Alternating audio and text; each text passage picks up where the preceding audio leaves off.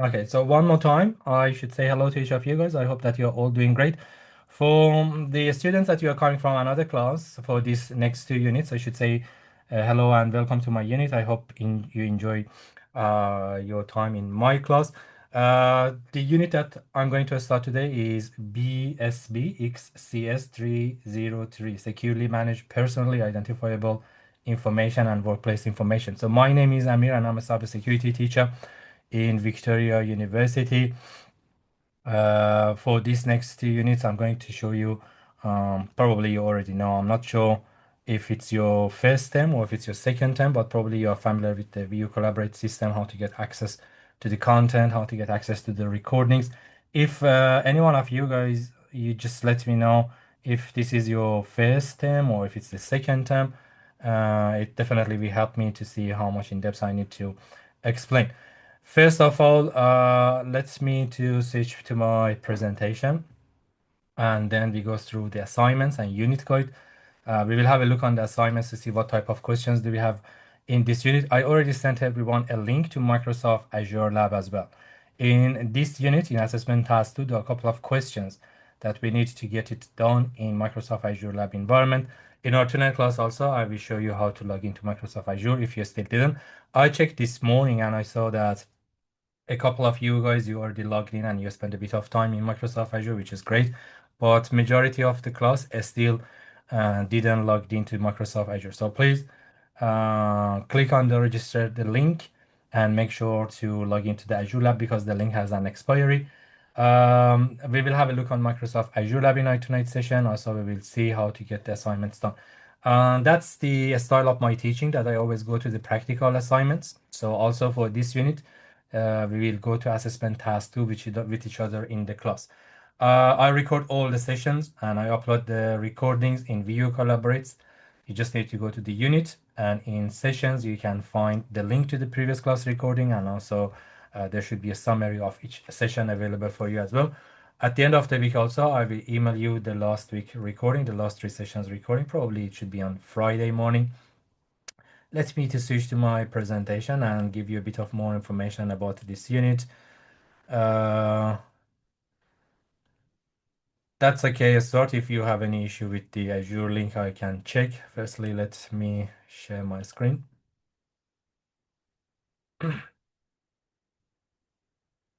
Okay, that's the unit, securely managed personally identifiable information and workplace. First of all, I need to acknowledge the ancestors, elders, and families of the Kulin nations who are the traditional owners of university land. We also acknowledge all traditional owners of country throughout Victoria and pay our respect to their culture and the elders past, present, and future. As we share our own knowledge practices within the university, may we pay respect to the deep knowledge embedded within the Aboriginal community and their ownership of country. We also acknowledge that the land on which we meet is a place of age-old ceremonies of celebration, initiation, and renewal, and that the Kulin people living culture has a unique role in the life of this region. Let's move on. This PowerPoint presentation, as usual, it's available in your view collaborate in the content. I show you if you are not sure where to get access to these files. In this unit, what we aim to learn, we try to learn about data breach, PII, personally identifiable information. Also, we will learn about some privacy rules and legislation inside Australia and also some legislation over the world. We will also get some skills logging to Microsoft Azure. We will have access to a Windows server, so we get a little bit more familiar with Windows Server environment, how we are able to improve security by using strong passwords, how we are able to back up our systems, how we are able to limit access to a file or a folder in a domain. That's the skills that we will learn in this unit. Also, as you see, learning a little bit more about encryption. We just want to go to the very, very basic of encryption. Encryption use a very, very complex mathematics. We don't want to go to the algorithm of encryption to see how it exactly works, but we get a bit of more information about different encryption and protocols for hashing, for uh, encrypting data. We will learn about password strengths, why by increasing the length of a password and having uppercase, lowercase, symbols, and numbers in our password. We can make it harder for the bad guys and for the attackers to make it harder to detect or forecast our password.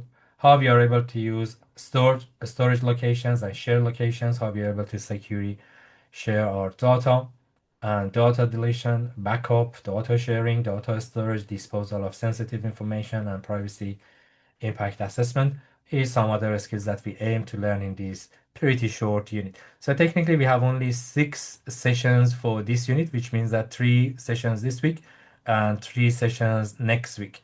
So technically 4th of December is the last session that we have for this one. And then Tuesday, 9th of December, there should be another unit. For that unit also, we will spend 2 weeks or 6 sessions. Technically, 18th of December should be our last session in this 2025. Yeah. So it's expected that you submit both assessments for this unit, let's say by end of next week. I know that it's a pretty hectic and busy time. So please have a plan accordingly and make sure that your assignments for this unit is completed and submitted by end of next week. Let's say by 5th of December. And then we start another unit by the 9th, and we are hoping to get all of your assignments by 18th of December. So please have a plan. As I said, I know that you might be busy with so many things, but please have a plan to submit your assignment before the end of the year. So everything should be ready. Also for re-enrollment, if still any of you guys didn't complete your enrollment for 2026, please check your email. Our admin team, they already sent you the re-enrollment link, and you just need to go and re-enroll for 2026. It's not an automatic thing, even if you enroll in 2025, you just need again to go and by using that link to re-enroll for the upcoming units in 2026. K14, that's about the learning outcome of this unit. Before jumping to the content, it's good also to have a look on the unit guide and the assessment. So firstly, let me switch my screen. Um, 40, do um, you have a question? I can see your hand is up. Yes. yes, Amir. Just a quick question regarding the second assessment, like the second subject assessment. The Mhm. last date is December 18th. Is that what you mentioned, Registrar, right? 18th of December is not the due date for this current unit because we have another unit after this as well. So for this current unit, the due date is next week. So I go to unit guide and you can see the due date for this current unit. But because we have 2 units left, this unit and there should be another one after this. I Yeah. Okay, I'm so what was the question? I'm actually asking for the second Yeah. subject, not this unit, the second unit actually. Mhm. Because the reason I'm asking is because I'm traveling overseas. Uh, That's why I just wanted to know the due date for the second unit. the due date for the second unit, just let us say it's 19th of December. Perfect. Because, Thank you. yes, Yeah, because I'll reach overseas 10th of December, so I'll have time to complete it as well. Okay, okay. Thank you so much for letting me know. But I reckon that week uni will be closed from 23rd of December. And usually in that period of time, our system goes to an overhaul and maintenance. So we don't have access to publish your results or mark your assignments. Just to make sure that we are on the track, let's just say Friday, 19th of December, the due date for your next unit, for the second unit, which is left. Let me go to our video collaborate and show you the unit guide.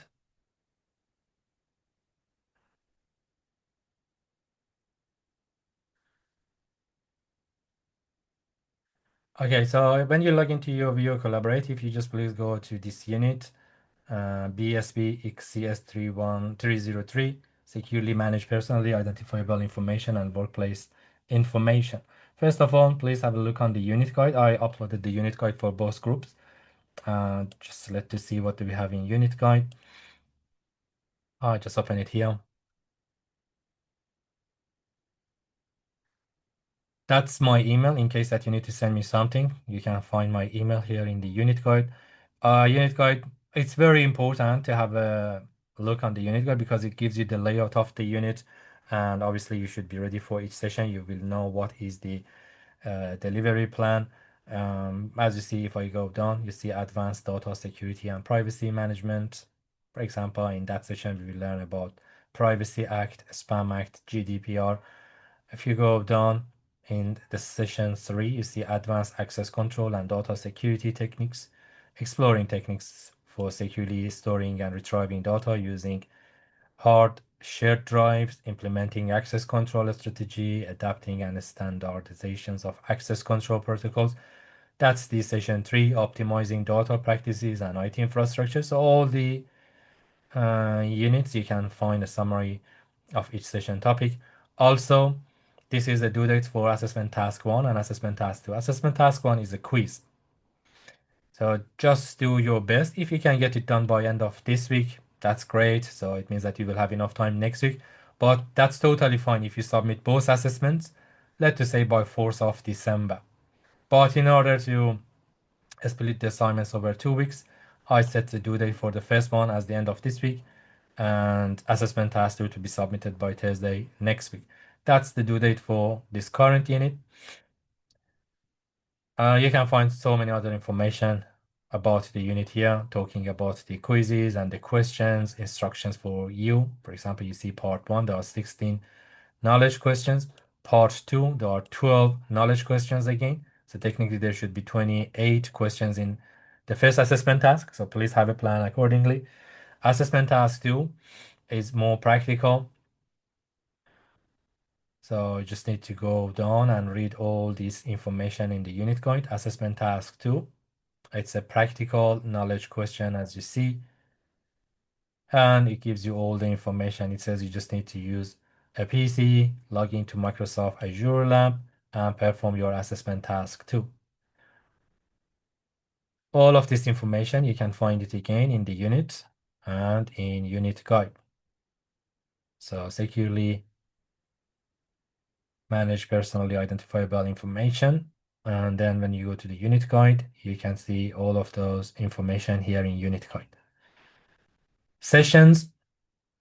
If you have a look on the sessions tomorrow, I will upload the session recording and a session summary here in this area.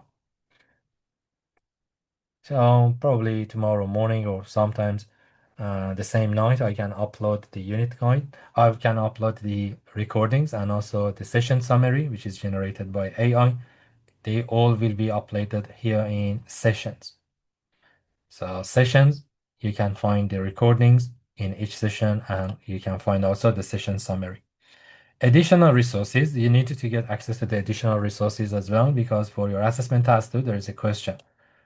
In resources, there are a couple of files for you, as you see, data breach preparation and response, product sanitization, destruction and disposal standards, some PDF files here. And also you can see there is a data set, which is a CSV file. So you need to also use this CSV file for your assessment task 2. All of those information in additional resources. So unit guide, additional resources, and assessment task. Let's have a look on assessment tasks. First of all, when you log into assessment task, make sure that you accept the declaration. And when I go down, there are 2 quizzes, part 1 and part 2. Let's have a look on part 1.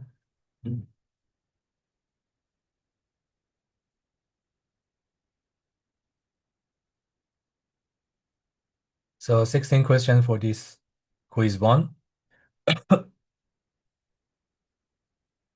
And then you can find some information. In section 1, it says in this section, you have a couple of questions regarding Victoria University current policy procedure and how Victoria University manage your data. Victoria University deals with a large volume of PII and its current policies and procedure in relation to these topics. They all are stored in VU Policy Library, which is located in this link. So you just need to click on the link, policy.vu.edu.au. And what you can find there, you can find the privacy policy, privacy procedure, and information security policy. In addition to the above policies and procedure, you will also need to access the information and asset classification framework and view access control standard. So all of those information should be available in this link. Based on this data, based on the privacy policy, privacy procedure, and information security policy, then you need to answer these questions. For example, question 1 is asking you in 20 to 50 words to explain your understanding of this statement and put your answer here. The second question Definition refers to two items of legislation that you can find in the above policies. Just like that, in 20 to 50 up to 100 words, just put your answer in those sections. In 50 to 100 words, describe the purpose of each of these two items of legislation. Just like that, there are 16 questions that you need to put your answer. Up to 100 words is enough. So one or two words is too short, one sentence is too short. I'm not expecting to have like 2 pages as well. Just try to keep your answers between 50 to 100 words for each question. So all the questions are like this. Just in your own words, summarize what are the current procedures in relation to disclosing information to third parties. So when you go to WikUni privacy policy, you can find an area talking about how we are sharing your data with the third parties. For example, third parties might be government agencies, it might be cloud providers, it might be software and system providers. For how long we keep your data, what type of data they collect from you, for how long they save it, is it saved on paper or is it saved electronically? If it's on cloud servers, where is it? Is it here in Australia or no? Your data might be in a cloud platform outside of borders. All of those information, you just need to go to this link and read those policies, procedures, and answer the question. The same for part two. If I go back, part two also is pretty the same.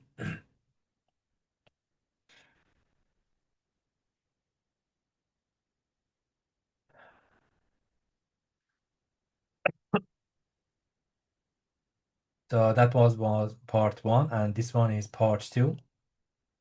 Again, that's a quiz.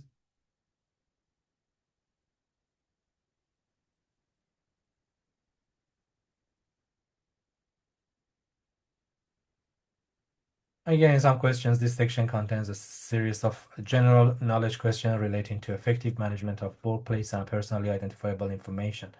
Identify at least two benefits of using cloud storage systems. Benefits refer to the advantage of using cloud services. Identify at least two risks of using cloud storage systems. So question one is asking about the benefits. Question two is asking about the risk of using cloud providers. Complete the table on the communication sensitive information. Identify at least two risks of using the following non-secure means listed below: email, SMS, and social media. Okay, so just like quiz one, you need to answer this quiz two. Pretty easy, straightforward. For the assessment task two, however, it's a little bit different on what we had before. I'm not sure with the other class if you already logged into Azure or not, but if not, I will show you how to do that as well. Let me go back and have a look on assessment task two.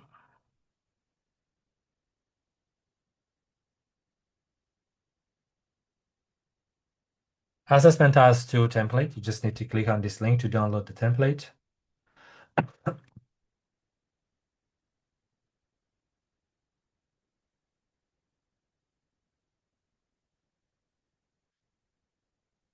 And let me make it a little bit bigger. So please make sure to put down your student name and your student ID as well. Let you go down to have a look on this assessment task. There are a couple of questions. For this question one, it says this document with answers written in the spaces provider. And also you need to upload your Excel spreadsheet dataset one client contacts formatted in XLSX format. So there is a file available in View Collaborate. The file is here. So let's go and have a look. Content. And scroll all the way down to additional resources. In additional resources, there is a file, which is a CSV file. So you need to download the file by clicking on this drop-up menu, download the file, then you need to import and open it in Excel. This file, unfortunately, is not in a good format. So the assessment is asking you to format it.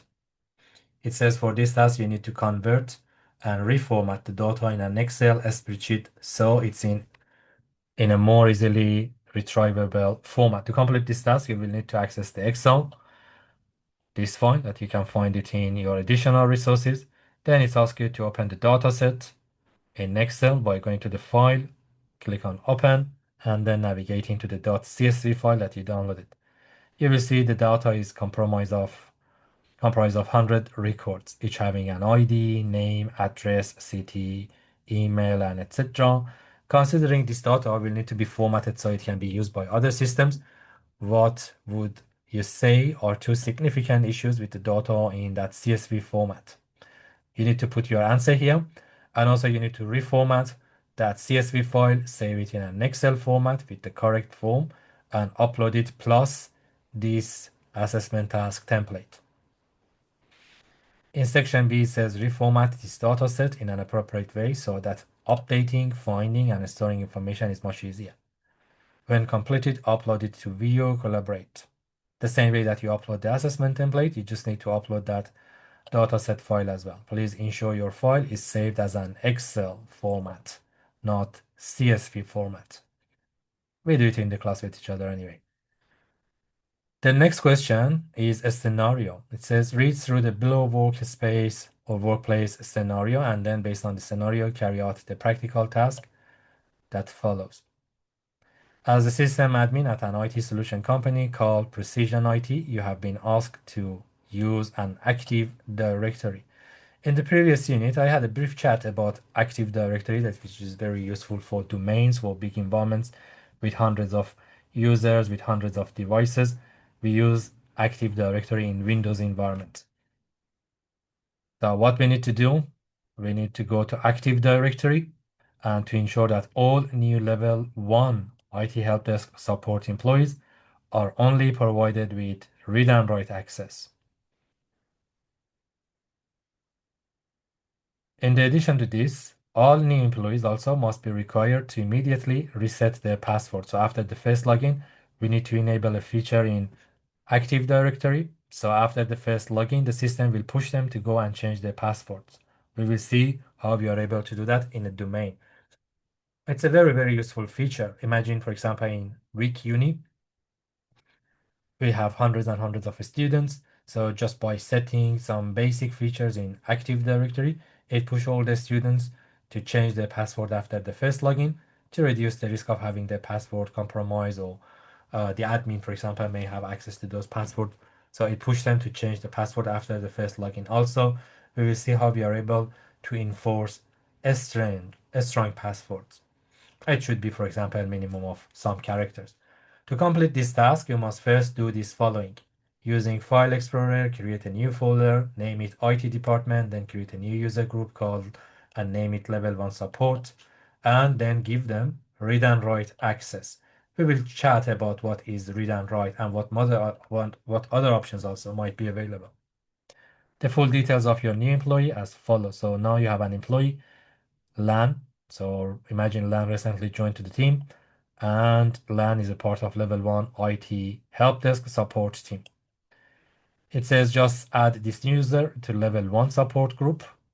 An employee also must be required to change the password after the first login using the Azure Lab Virtual Machine that you have been provided with.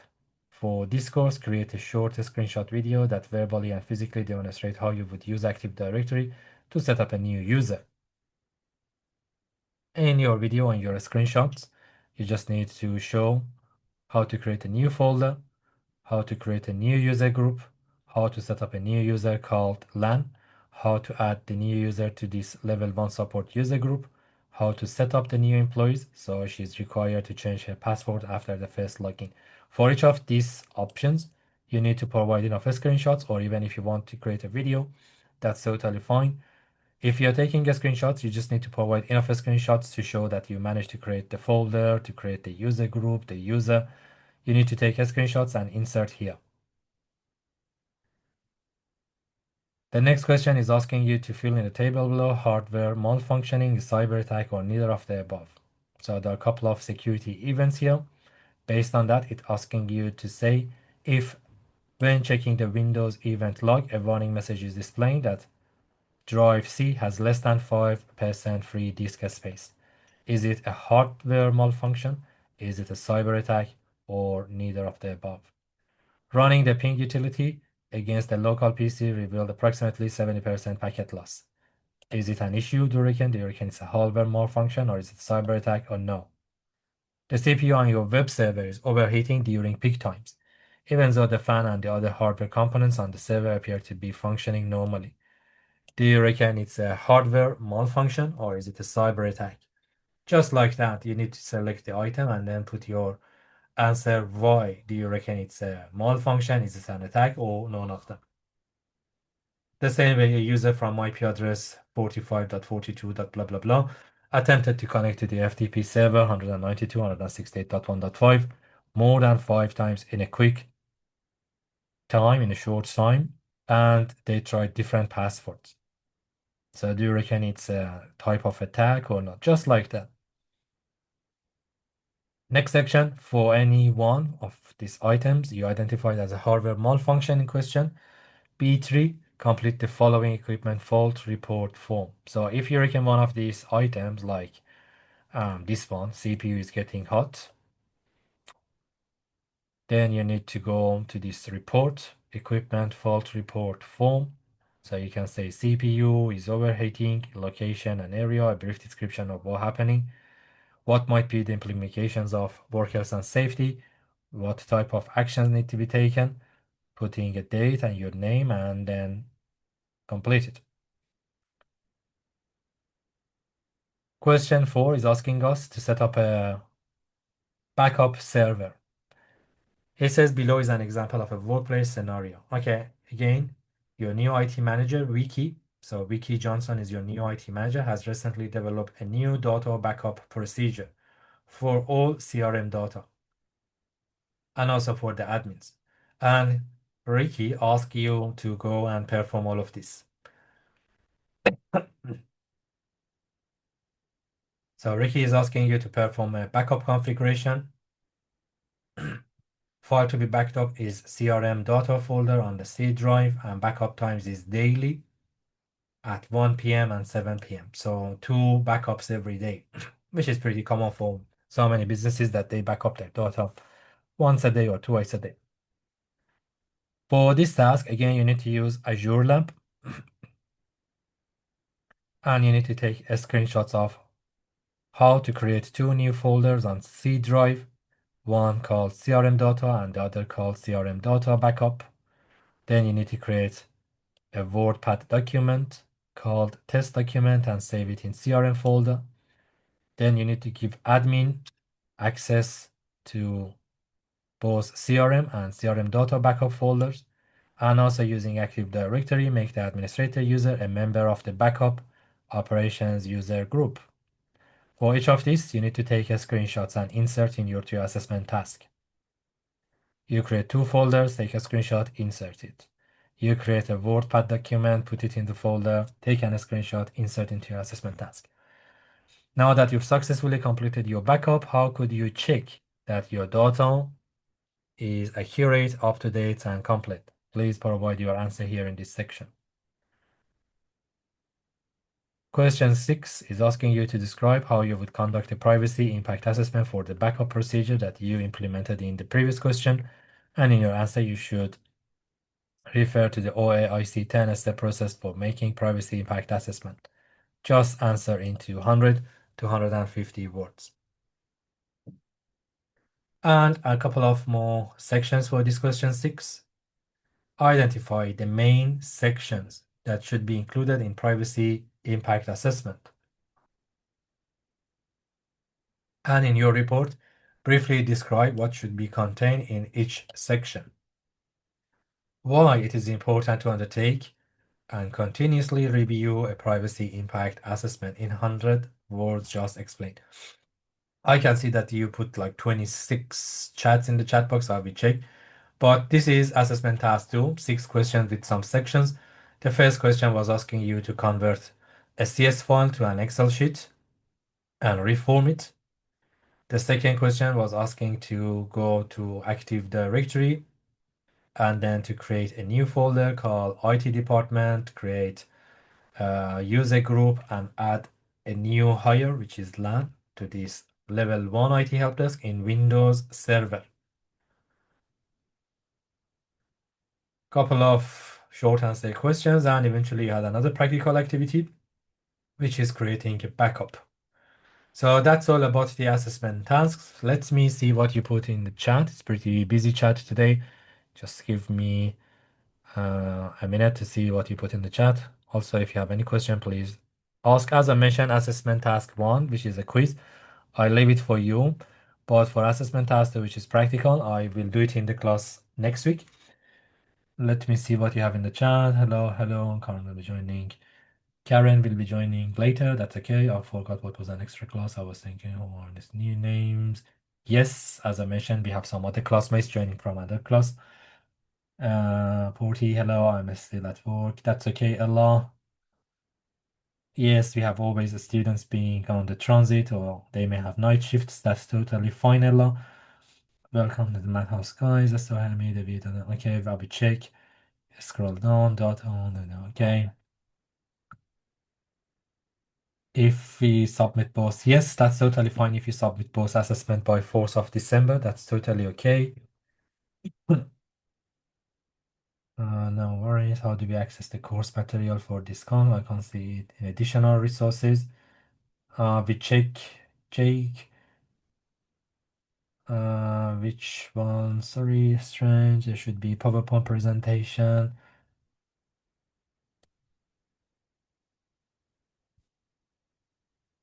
Okay, so it seems that Ivan, you can see the PowerPoint presentation, but Jake, you can't. I check again. Sometimes it's just stocks. You can download all. Yeah, you can definitely download the PowerPoint presentation. Can you please upload recordings each day? Yes, I will upload the recording each day. Sometimes Zoom takes a bit of time, Meg. So when I finish the class, sometimes pretty quick. After half an hour, I get the link. Sometimes it takes a bit of time. But definitely, I will upload the recordings in less than a day and I will email it to you on Friday. So you can get access to the links inside your video collaborate on session, but I will also email it to you as well. For anyone that doesn't have access to the slide, thank you so much, Yvonne. Networking going to be really handy to recap. Yes.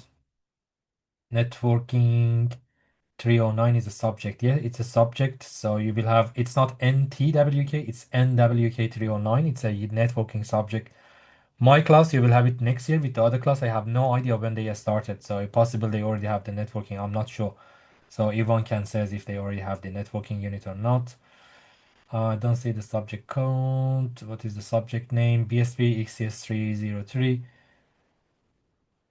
You did it with Nimi. Okay, cool. Yeah, Nimi is on leave for the next 6-9 months. That's ICT networking. That's okay. Thing cool. The smart app control is blocking my virtual machine. I got drive home. Ella, that's okay. Do we have a link for the Azure VM? Yes, London. I already sent everyone the link to the Azure lab. If anyone believes that you didn't receive the link, please check your email. If you didn't, just let me know and I need to resend it to you. Yes, you can do the screenshots of your answers as well, Sierra. Yeah, that's totally fine. Just take some screenshots of your work. I've done it on a lot of later part of assessment tasks. Good. Yes. Okay. So the other class, you already finished the networking with Nimi. That's certainly fine. With my class, we will have the networking unit next year. Okay, cool. So that was all about the assessments, and I reckon I went through all of your text messages as well. Let's to see how to use Microsoft Azure Lab for this unit. Let me reshare my screen. So if you go to your email, like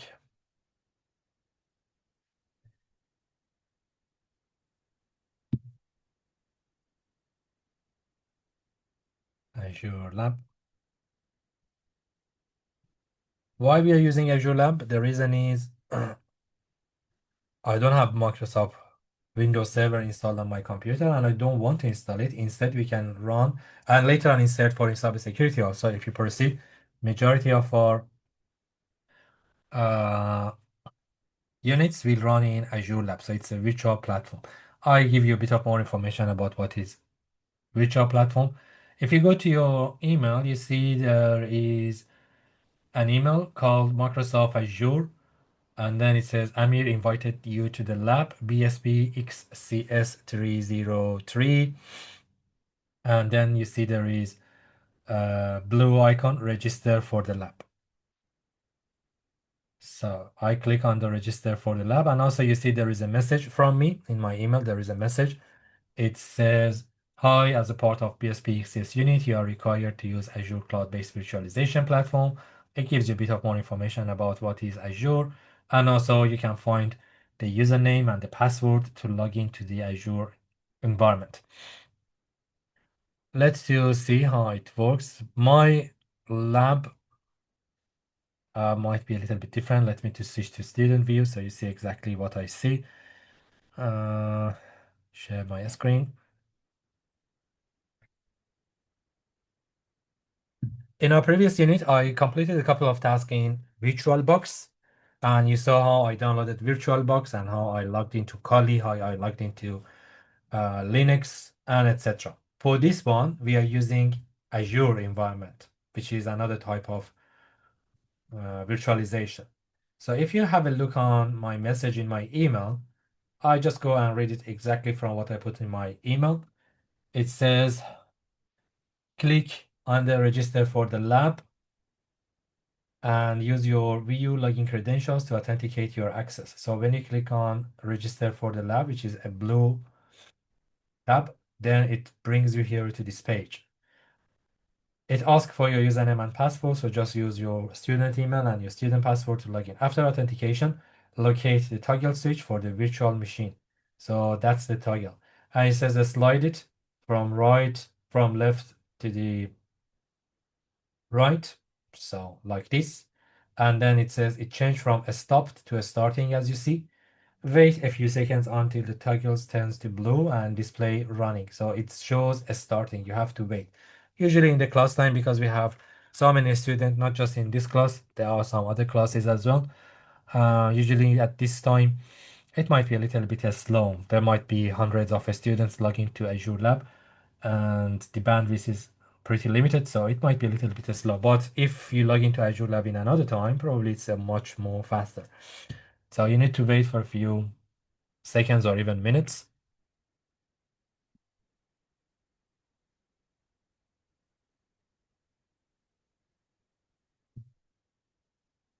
The recent assessment, I will mark it tomorrow for sure. For people who've been in Nimitz class, here is what I should look like.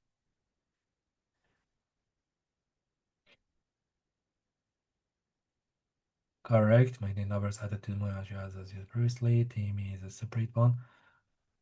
If yes, I will show you when you logged in and you spend time in Microsoft Azure. Here you see it has 10 hours. I reckon 10 hours should be enough for this task. But if you finish your hours, don't worry, just send me an email and I extend your access. Also, if you are not using Azure Lab, it's better to log out in order to reserve your time. Even if you leave it by its own, it will automatically log out.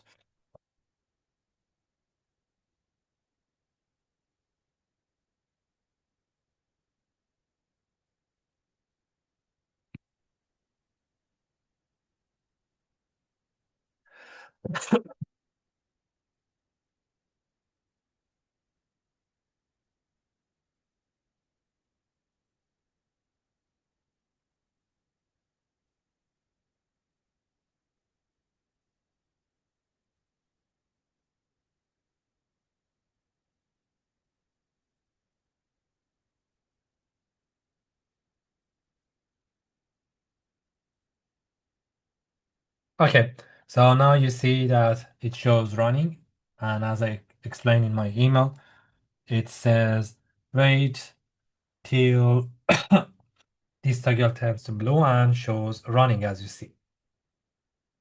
Then when it shows running, it says on the right hand side, click on desktop icon, which is this one. Click on that desktop icon to download the connection file. So click. Then you see that there is a connection file downloads and it goes to your download folder. Click on keep and then click on that RDP file, BSP XCS31303.rdp. So click. So technically, you're connecting to a desktop in weak uni environments. We are connecting to a remote PC. So click on connect. Then it's asking you to put a password. The password is in my email and it's info tech. Instead of O, you need to use 0. Infotech exclamation mark and F0TEC capital H. So that's the password. Click OK. One more time. This is the password exclamation mark and F0TEC capital H. Infotech. Click OK. Then again, it gives you another warning. Are you sure? Yes, don't worry. Yes, I'm sure.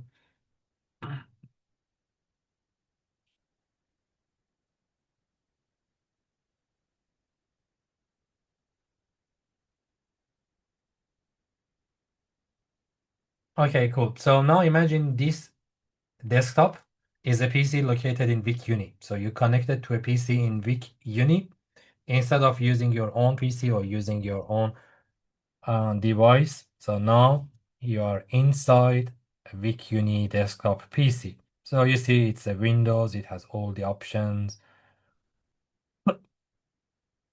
And imagine instead of using VirtualBox, in my previous unit I used VirtualBox. Imagine instead of VirtualBox, VicUni is using Hyper-V Manager. In our previous unit, we had a chat about VirtualBox, VMware, and Microsoft Azure. They all are virtual platforms. Instead of using VirtualBox, imagine VU is using Hyper-V. If you read my email, it says in this remote desktop, go to Hyper-V Manager. So that's the Hyper-V Manager. Double click to start it.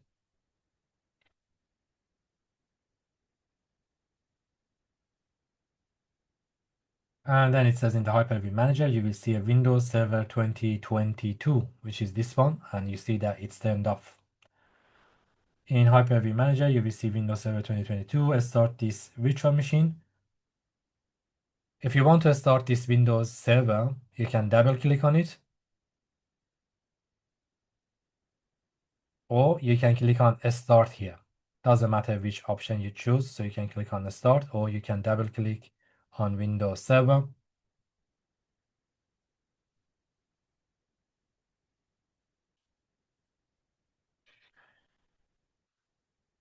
Start.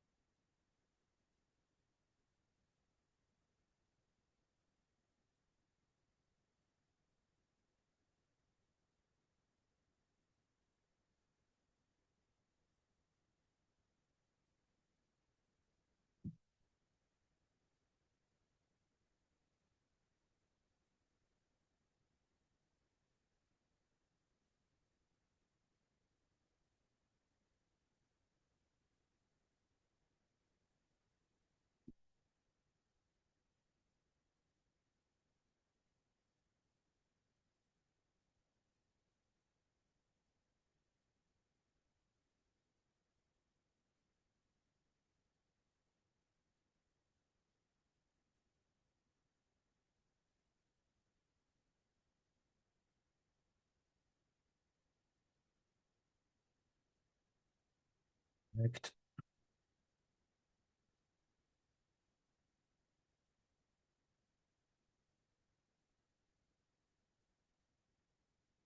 If we download it for one time, each time we can enter the lab, double click on the. No, so each time it generates a new RDP link for you.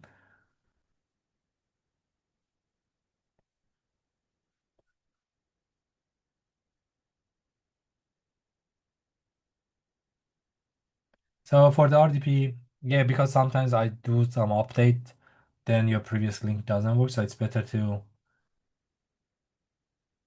use the latest link.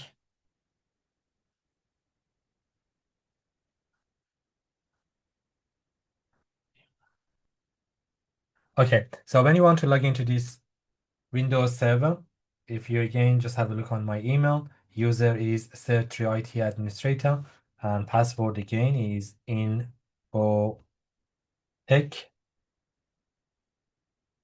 Again, the same password, exclamation mark, NF0TEC capital H.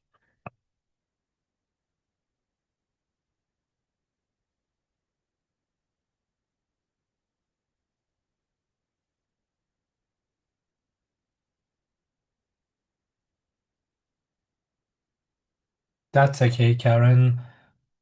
This isn't working still. If it's not working for you, I need to check.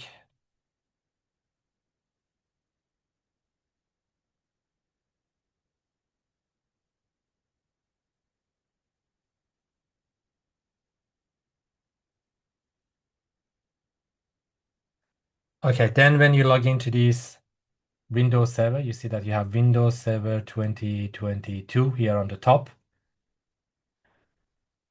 To perform your assessment task, in the search bar, you just need to type Server Manager.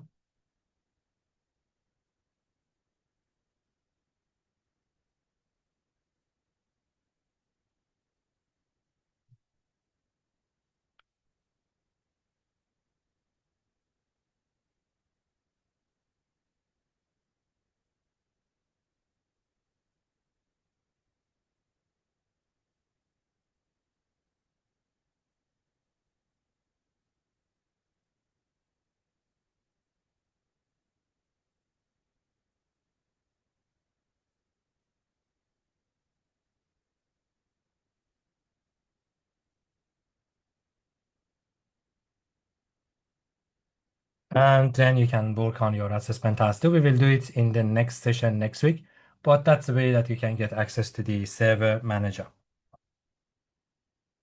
If you are using Mac computer and you are not using Windows environment, then you just need to go to App Store. I will show you that as well. So that's the pretty easy, straightforward process if you are using Windows on your host machine. Let me send this down. If you are using Mac computer, in your Google, just type Microsoft Remote Desktop for Mac. Then from the App Store, you can download that application if you're using Mac. And also here, Microsoft provides too much information on how to use remote desktop client for Mac OS to connect. So Microsoft Learn, I put the link in the chat as well. As you see, it says you can use the remote desktop client for Mac also to work with Windows applications, resources, and desktop from your Mac computer. So all the informations are here. And when you install that application, the whole process again is very similar. You just need to click on that RDP file. Also here, AI automatically in Edge, it tells you step by step what to do. Download the Windows app, open the Mac App Store, search for Windows app, replacement for the old Microsoft Remote Desktop Client, click Get or the download button to install the application for free. And then the same way, when you download that RDP file, when you have that application installed in your Mac computers, you just need to toggle the remote desktop option to turn on the same way that I show you. And then you can get access to Microsoft Azure environment.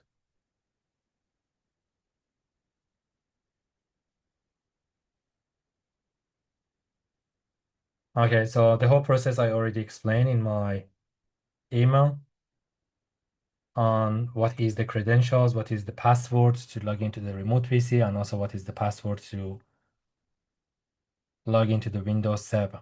Then you can perform your assessment tasks. Let me see what you have in the chat. Hmm,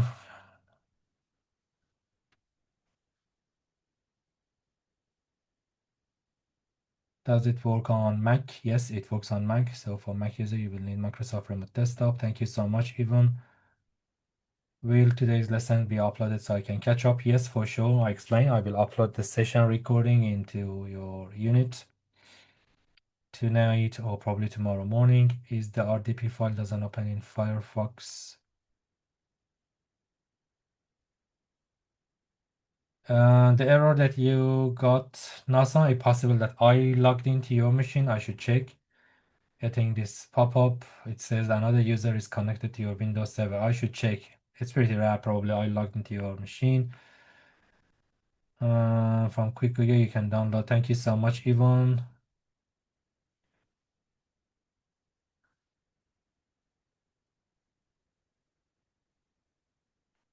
Student with a student. Okay. I haven't done my first assessment with an upstone. That's okay, Peter. Is the report doesn't open in Firefox or Chrome? RDP file doesn't open. Yes, it should open in Firefox as well. I'm just using Microsoft Edge, but yeah, definitely it should be possible to open it in Chrome or open it into Firefox as well.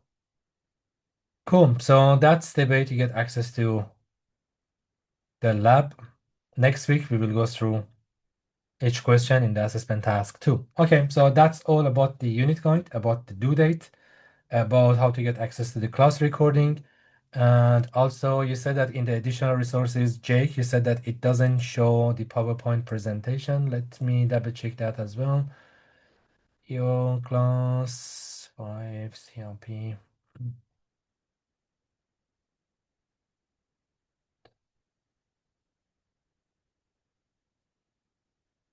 Mm.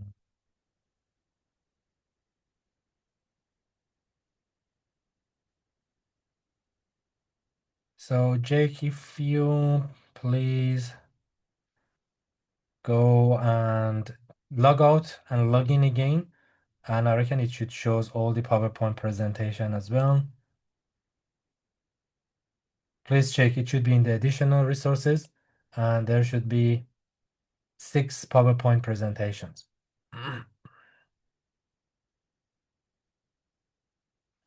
I just turn it on and off again.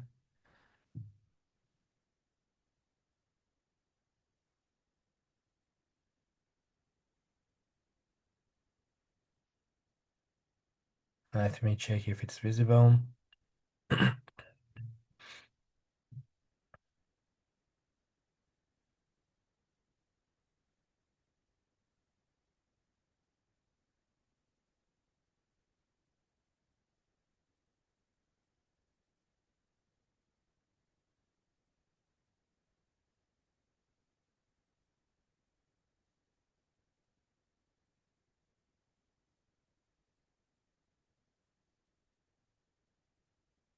I reckon it should be now live. Please check.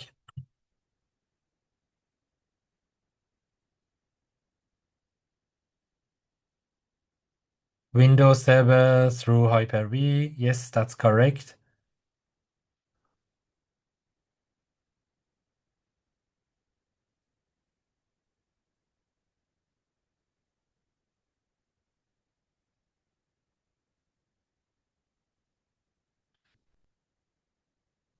I can see that all the files are now available. Let me share my screen again.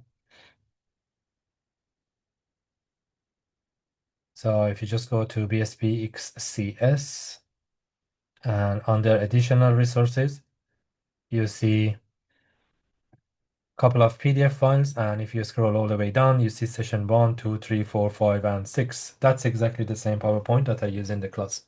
So I reckon it should be visible for everyone. Okay, thank you so much, Ivan, as well. So Ivan works like an assistant, and yeah, I see that you're helping with the chats. Thank you so much, Ivan. Cool. So any question? Thank you. Let me reshare my screen and then just to have a quick chat about the topic for today. Let me reshare my screen.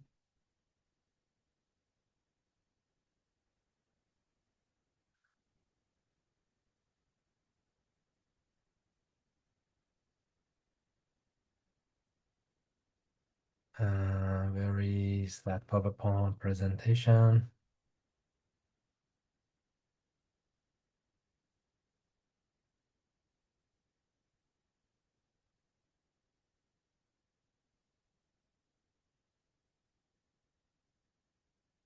Does it share it?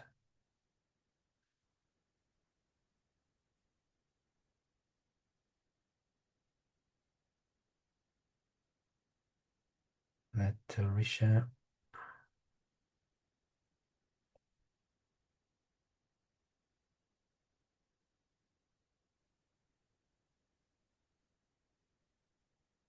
Yes. Okay, cool. Oh, good. So now we have a good insight about what is the unit about, unit guide, due dates, assessment, and also how to get access to Microsoft Azure Lab environment. Let's have a quick chat about PII, or personally identifiable information. Why it's important to secure those information. What may happen if personally identifiable information reaches out to internet, or if the bad guys or malicious actors, they get access to those type of information. Let's go down and have a look on the content.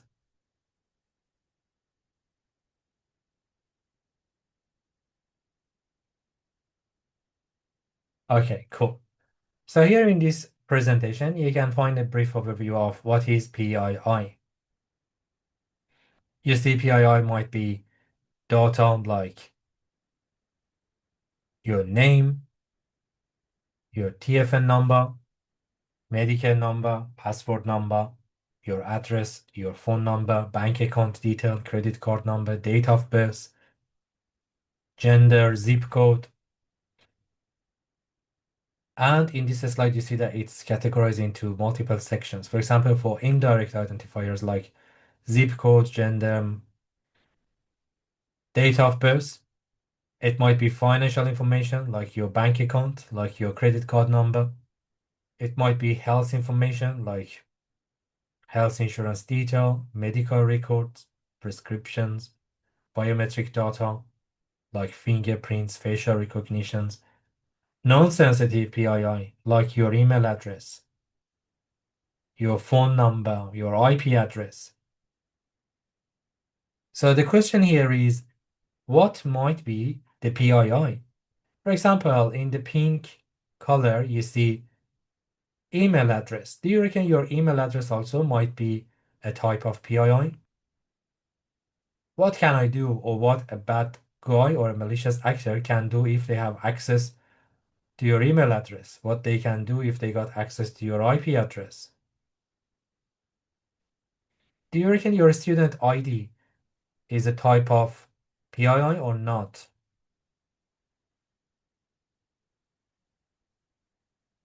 Do you reckon, for example, your favorite color might be a type of PII or not? PII simply means any type of data that makes you detectable. You can be identified with those information. Obviously, if I have someone's name and last name and date of birth, I can recognize them, I can identify them. But what about IP address? What about social profiles? For example, Facebook username. Is it a type of PII or no? Your email address. What can I do with your email address? It's pretty easy. For example, if I have your email address, I can send you, for example, a phishing email. And in my phishing email, I can put some links, malicious links, to push you to click on the link and provide some information like your name, your... What about IP address? What can I do with your IP address? What about a MAC address in your computer, if you know what is a MAC address? Is it a type of personally identifiable information or not? In some situations, one of this piece of data by itself probably doesn't have any meaning. For example, if I just have someone's IP address, probably it doesn't have too much meaning for me. I can't do too much things. But what a hacker or an attacker they try to do, is to collect as much as possible of data by different tools and by different ways, put them next to each other, and then it can create a bigger picture. So maybe just by having your email, I can't do too much things, but when I have your email, and if I know your passport number or if I know your date of birth, then it's much more information and it may help me to create a bigger picture of a target. A target might be a person, it might be a manager, it might be just a usual standard staff in a company. It might be a system like a server. It might be an IoT device in a network. So all of these entities, an IoT device, a server, a person, a group, a department, they all might be a target for attackers. And they try every different ways to collect as much as possible of information, put it next to each other to create a bigger picture. Later on, instead for cybersecurity, there is a unit called penetration testing. And this step in penetration testing, it's called reconnaissance. Reconnaissance simply means to go and search with all different tools to collect as much as possible of data.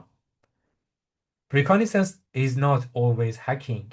Later on, we will see there are two different types of reconnaissance. Sometimes there might be some data already available in internet. You just need to go and do a quick Google search or use some publicly available tools, and then you can find and collect some information about a target. And that's totally legal. But sometimes collecting information, it means illegal because you will actively engage with a target. Actively engagement, it means that for a server, I send some requests to the server to see if there are responses or not. If you remember in our previous unit that we work with the port scanner, I said that when you want to do a port scanner in a public uh, IP range, it's not legal. We need to have a written permission otherwise. So sometimes collecting information involves breaking the rules, and then it goes over the border of being legal. In penetration testing, we dip more into active reconnaissance, which means actively involving in collecting data, which is not legal, and passive reconnaissance. Passive reconnaissance means I'm just using already available resources, like searching for a person's name in Google, searching LinkedIn, searching Instagram, searching all different publicly available tools to see what type of information I'm able to collect. Anyway, as you see here, the common examples of PII, it's like full name, tax file number, medical number, passport number, personal address, phone numbers. Sometimes, as mentioned, one of these pieces by its own may have no value or limited value, but when you put all of these pieces of information on Canva or on a board, then it will help the attackers to create a bigger picture. There might be also workplace information. Companies usually they keep, collect, and use different types of workplace information. Like what? Like customer information, their contact details, their purchase history. It might be legal and compliance data for auditing, for contract and agreements, employee contracts, project plans, policies and procedure. It might be financial data like budget, payroll, expenses reports. It might be meeting minutes, internal memos, emails. So pretty similar to people, companies also, they own and they keep different type of information. Obviously, some businesses like in financial sector or in health sector, they deal with very, very sensitive data and they are highly regulated.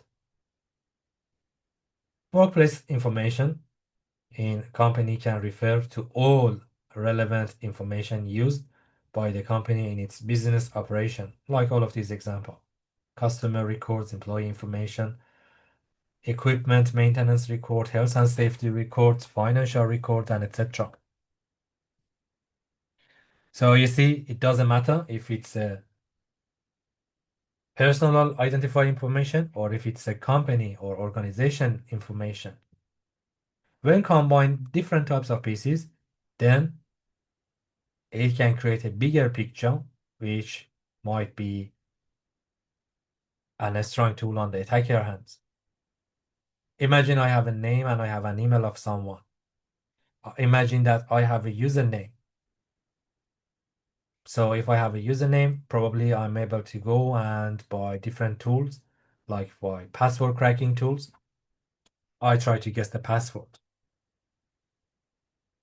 Imagine I have someone's phone number. So there might be some tools like SIM swap targeting. I imagine that I have a date of birth of someone. So probably it will help me to identify the verification bypass. If someone can get access to someone's address, invoice fraud, social media, having an account in Facebook or Instagram or TikTok, spear phishing.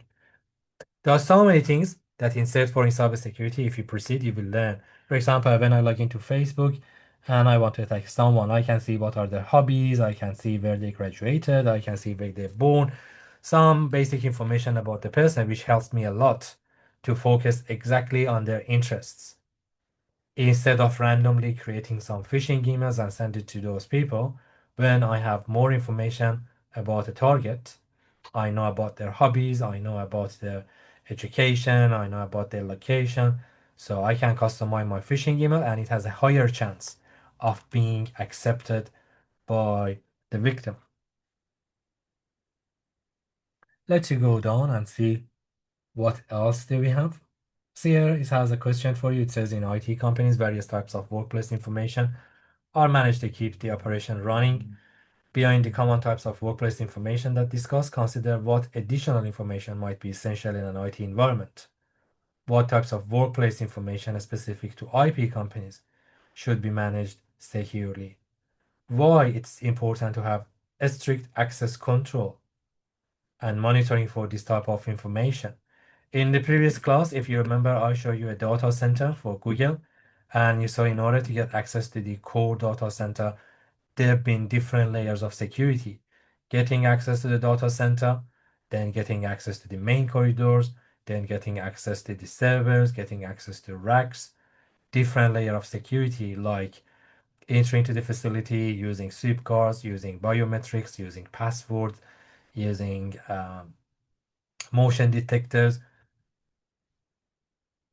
So obviously for companies, when they deal with giant volume of data, it's very important to have multiple layer of security. I will show you some reports from Australian authorities which shows um, the volume of data breach, why it happened, and how it can be prevented. We will go and have a look on those type of reports. Obviously, some of this PII may have a higher level of sensitivity. For example, banking cards. For example,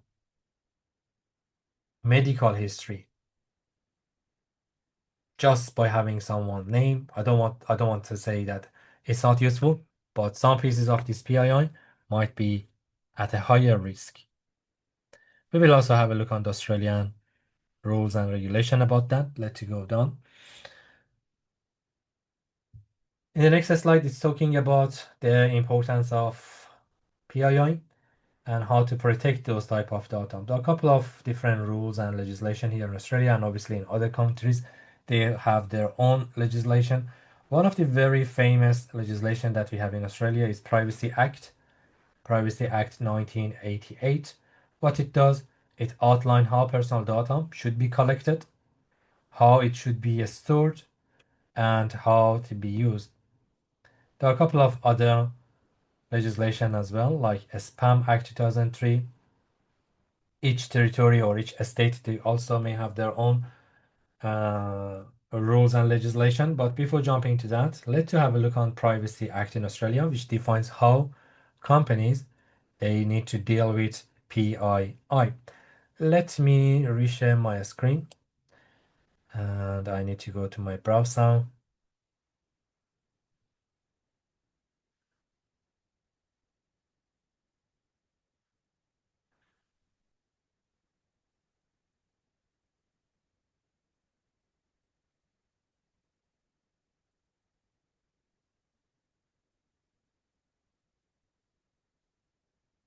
Australian Privacy Principles or Privacy Act.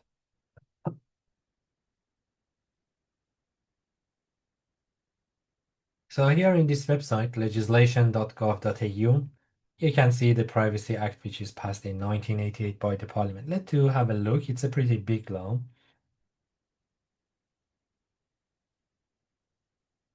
Here it gives you the whole act. As you see, it's hundreds of pages, and what it does is talking about the act, it's talking about some terminologies. I don't want to go to all the pages.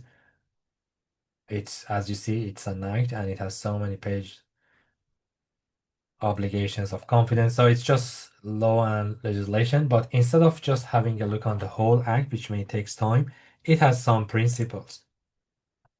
So if you instead just go and type Australian privacy principles or apps,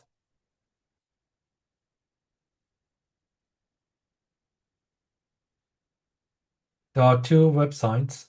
I go firstly to this one, OAIC.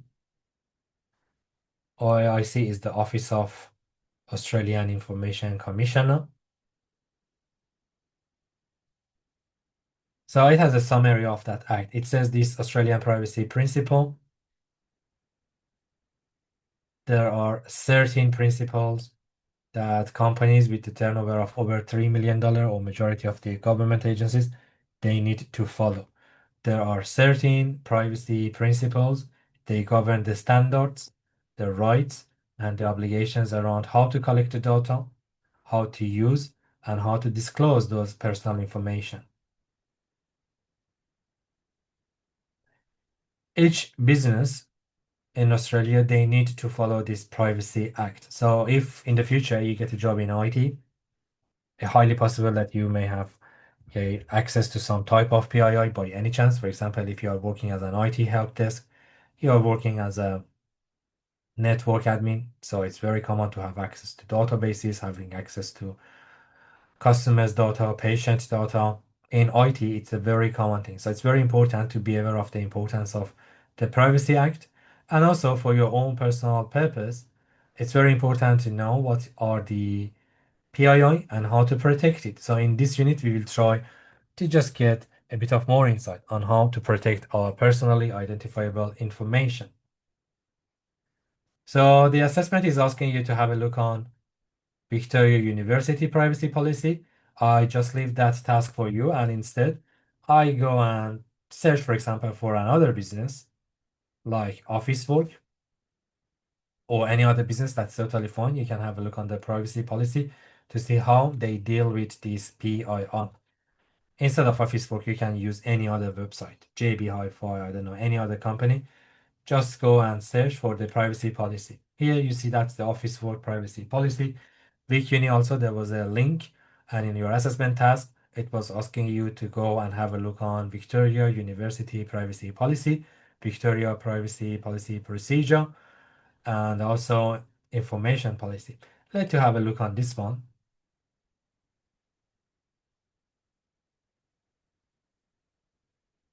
As you see, Office Work put it in their websites, and they disclose everything about their privacy policy. As you see, it says in this privacy policy, we explain how and why we collect your personal information, how we use it, and disclose it. If you remember a couple of years ago in the US election, there was a case in US court that Facebook, they shared part of the user's data for political purposes. It might be the case in different countries. So here it says how you use your data.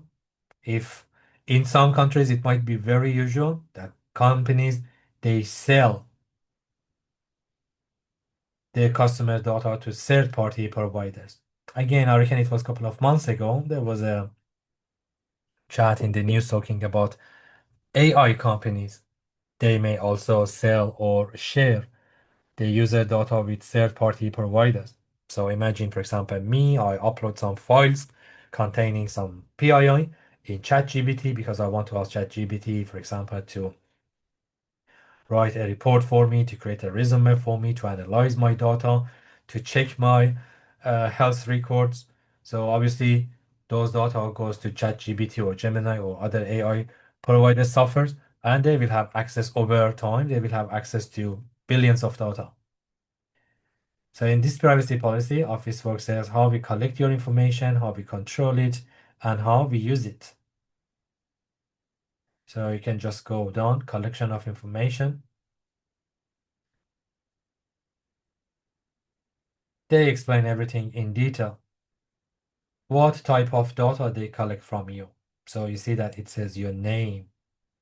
They collect some details like your email address, your delivery, your phone number, your social media handles. They may collect information regarding your experience with a product or a service. Video and image from CCTV surveillance, body cameras, watches, and etc. If you remember also a couple of months ago, there was another case of dispute between Woolworths that they had those self-checkouts with the camera on the top, and it been said that why you are capturing your customers, you just need to notify and you need to inform your customers that they've been captured, videos, how you keep those videos, what third-party providers, they may get access to those footage and recordings. Bonnings also, I remember there was a case in court about Bonnings. They said that we just use those data because of our staff security. Anyway, so all of those videos and images from CCTV cameras, body cameras, watches, and etc., and other cameras used in and around our stores, including car parks, pickup areas, store entrance, and publicly accessible spaces. So they collect those information as well. Employment and company information like the name and the employer, financial information, member number.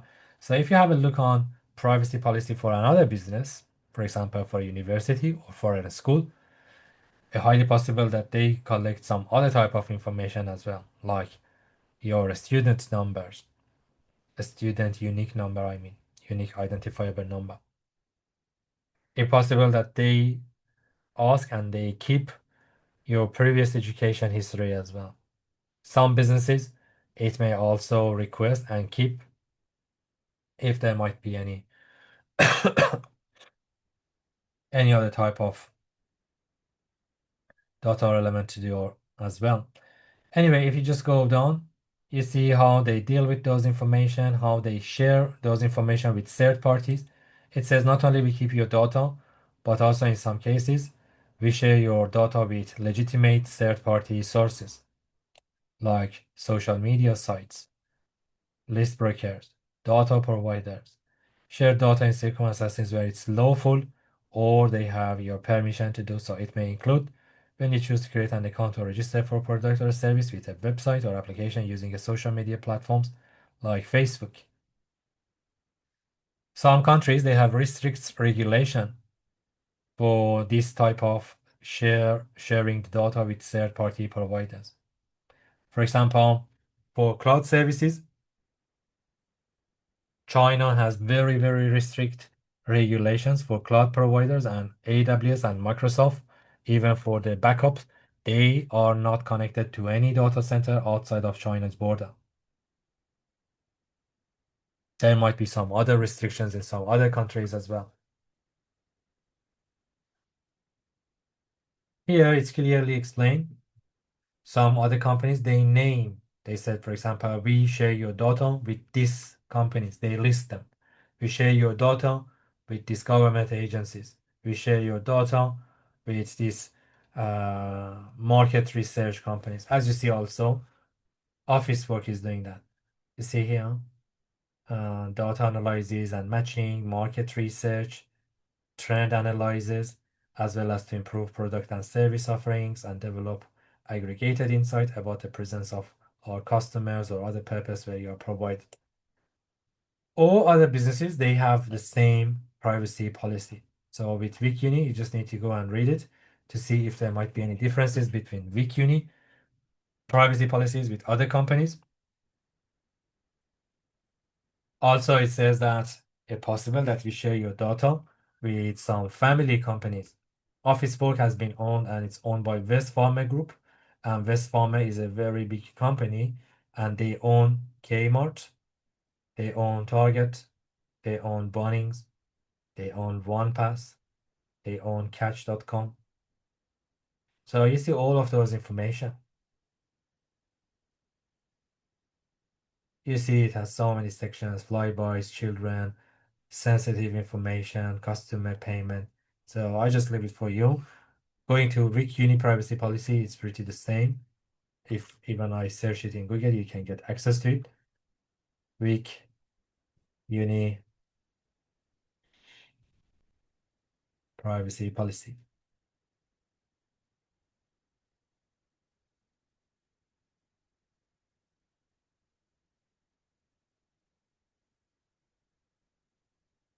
Again, I just leave this one for you. You can have a look on Victoria University website or any other retailer, any other business.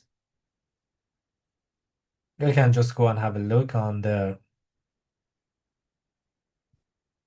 website and you see all of those privacy policies are aligned with these privacy policy principles. What are these 13 principles? Here, if you go and click on Australian Privacy Principles Quick Reference, you have those 13 principles. For example, Principle 1 or APP 1, it says you need to ensure that APP entities manage personal information in an open and transparent way, which includes having a clearly expressed and up-to-date APP. So, for example, for Office Work, it was very clear. I had access. I just searched it in the Google for Weak Uni. It was accessible, transparent, and I could quickly go to the website to see how they manage my data. And other principles, as you see. Collection of solicited personal information, outlining when an APP entity can collect personal information, what type of data they are able to collect. For example, if they are allowed to ask about your political opinion, if they ask about your criminal history, if they ask about your marriage, if they ask about your religion, all of those things should be specifically outlined and why they need to collect that data. Also, sometimes it happens that businesses, they deal with unsolicited information. For example, imagine you want to enroll in a course and you got an application form. The application form is asking for some specific information, like if you have any previous qualifications, if you have a resume, your name. On top of that, sometimes applications comes with some extra data. For example, a participant may put their banking details. They may put some information that we don't need it or we are not intended to ask for those information. Now it's provided how we should deal with those unsolicited personal information. Should we keep it? If not, how we should delete it?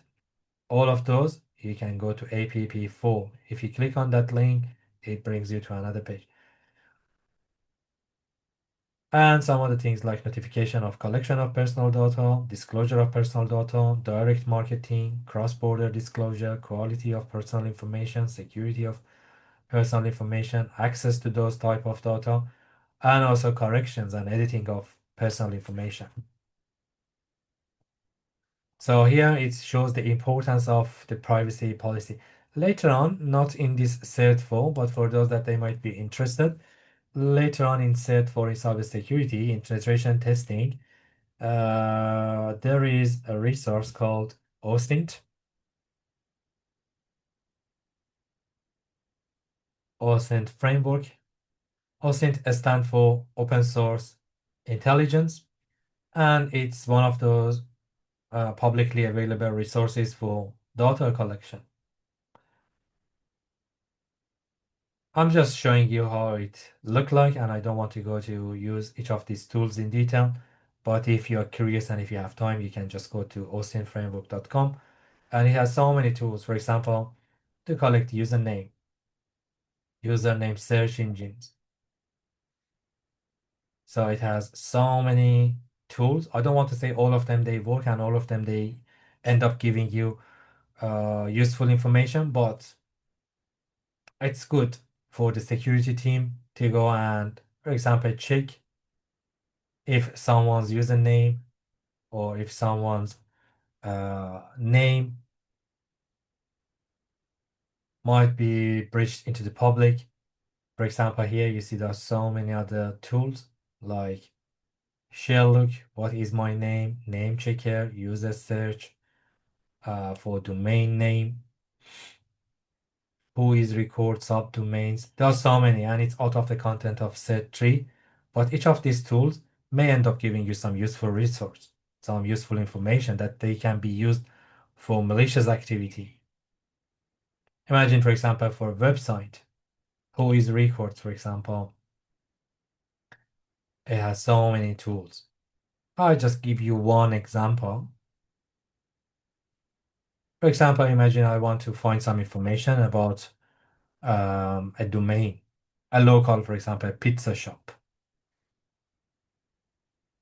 So you can put the link here, and then it gives you more information about the owner, about the ABN number. I don't want to say always it ends up giving you some useful resource, but it's one of the tools for data reconnaissance. For example,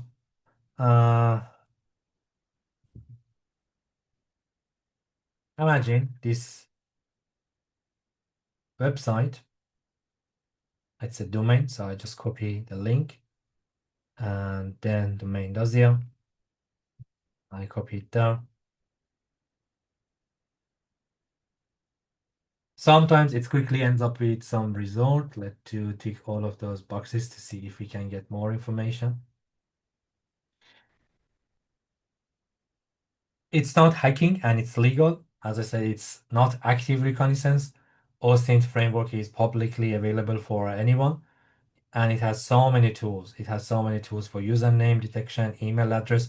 Sometimes in my penetration testing classes, we tried to put someone's name and it brings us with that person's phone number.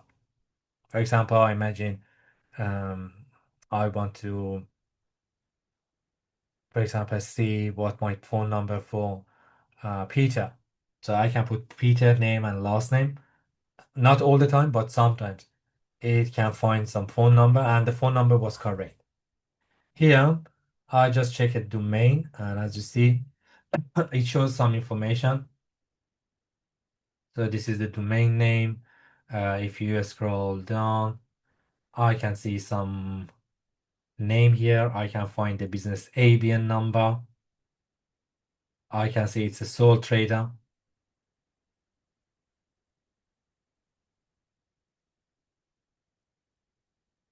So it might be useful. When I know the business ABN number, I can create a fake invoice pretending that I know them.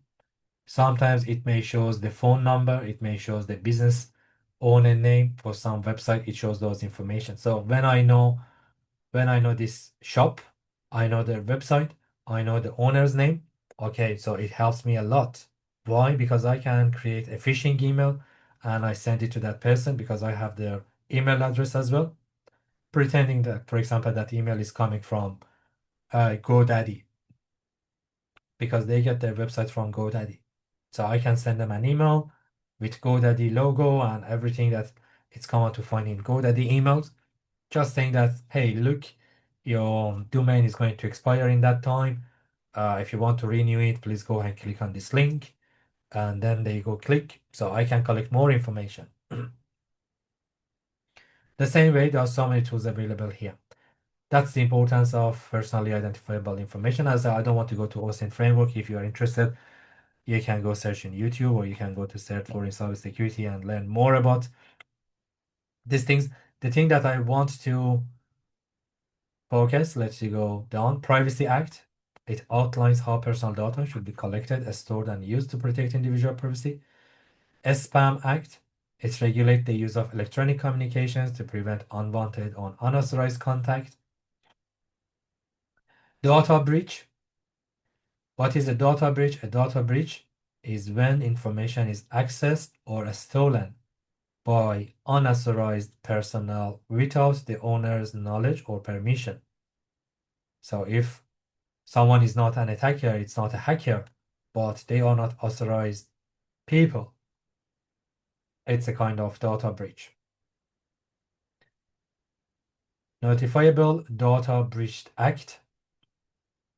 We will have a look on OAIC website to get more information about notifiable data breach. But now we know a data breach means unauthorized access. That unauthorized access might be by an attacker, might be by an internal staff. Some common types of data breach is insider leak, unauthorized sharing of information by someone within the company, credit card fraud, loss or theft, unintended disclosure. It's a very, very common one, unintended disclosure. For example, imagine I want to send something to Ash, or I want to send something to Anthony, but because I have two Anthony's in my email address, I send it to a wrong Anthony. I send it to someone else. Imagine I want to send an email to a group of people, and instead of putting their name in BCC, I put their names in CC. So all others, they can see others' email.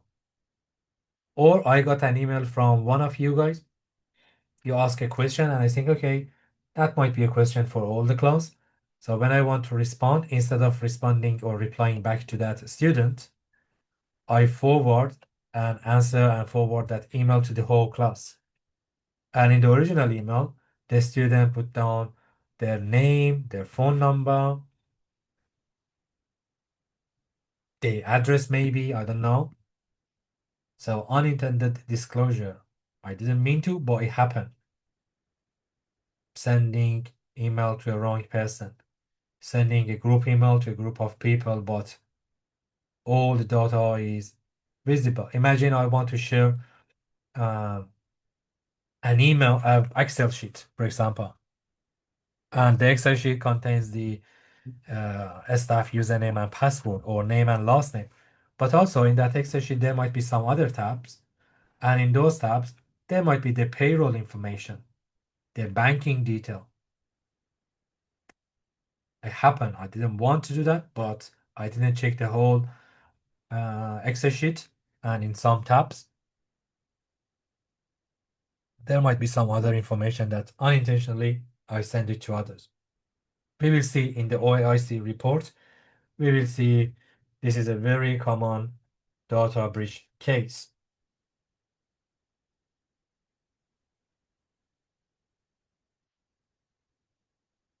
Okay, here in the next slide, as you see, privacy amendment or notifiable data breach, it creates in response to the increasing number of data breach. So there have been so many cases of data breach, intentionally or unintentionally, we will see in NDB reports. So they created this act in almost 8 years ago, 2017, and it applies to all type of PII and workplace information collected by companies.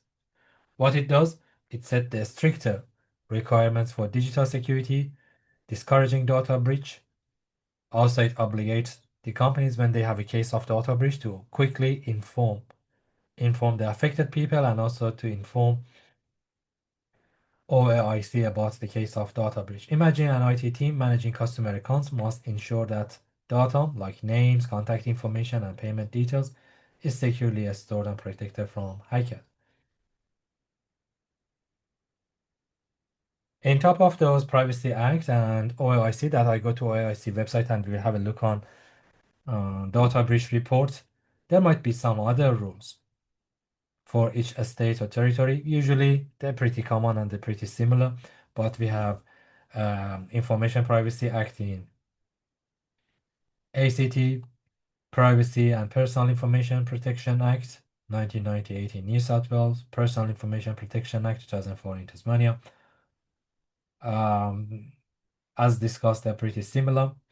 There might be also some international rules that they set the requirements on how to deal with PII. One of the very, very most famous one is GDPR, General Data Protection Regulation, which sets the standards on how to deal with personally identifiable information for European citizens. There might be so many citizens from Europe that they live here in Australia, so GDPR applies to them as well because there are European citizens, Australian businesses that they deal with these type of clients. They also need to follow GDPR guidelines as well. Okay, so too much information, I reckon. Let me show you a quick video, and in the meantime, recent Large Energy had a case of an employee using approximately 700 customer data for credit card payment fraud. Thank you so much, Mike, for sharing that. Yes, it was in the news that one of the managers in NAB Bank also they managed to steal like $200 million. I reckon it was last week in the news.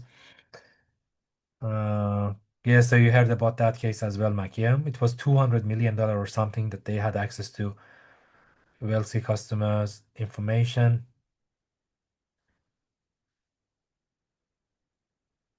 Okay, just give me a sec to have a look on this video. Okay.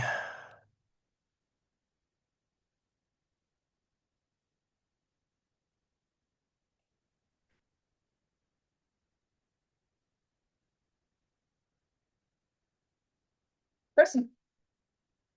Share my screen. Personally identifiable information. What is PII? PII is personally identifiable information that includes a person's name, the names of family or friends, addresses, dates and places of birth, social security numbers, account numbers, and even employee ID numbers. A personal data breach occurs when PII is released to an unauthorized actor through email phishing attacks, ransomware, and even exploiting a victim's digital footprints. A digital footprint could be a potential piece of PII that exists on the internet as a result of a person's online activity, easily harvested and then exploited by a threat actor. Cybercriminals can post ads on the dark web selling one's PII. The identities are then bought by thieves to take part in tax fraud, open fake accounts, to apply for credit cards, apply for work, apply for a place to live, and other exploitative crimes. Attackers can gather PII from anywhere, including public forums and social media. Every type of organization, businesses, clinics, and even schools has PII that needs to be protected. Security breaches that involve this information put anyone's confidentiality in jeopardy and are becoming more common, especially among children. On average, more than 1 million children under the age of 18 in the United States report identity theft in a given year. When a school's information is breached, it can take years for a family to notice their child's information has been compromised. What can organizations do to prevent personal data breaches? Key factors include undergoing dark web scans to identify threats or weak points, ensuring staff is updated on security practices and training, and teaching good digital citizenship. Additionally, staff should continue to be wary of links and attachments in emails, utilize multi-factor authentication when creating new online accounts, and report any suspicious emails to your IT department. Okay, Personally, cool. So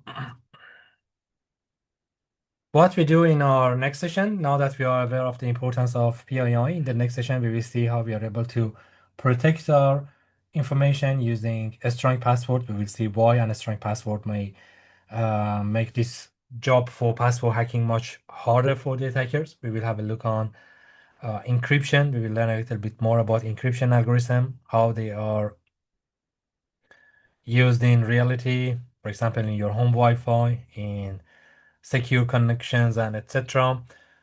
I have to leave as I have a medical appointment at 7:30. That's okay. Let me just stop recording.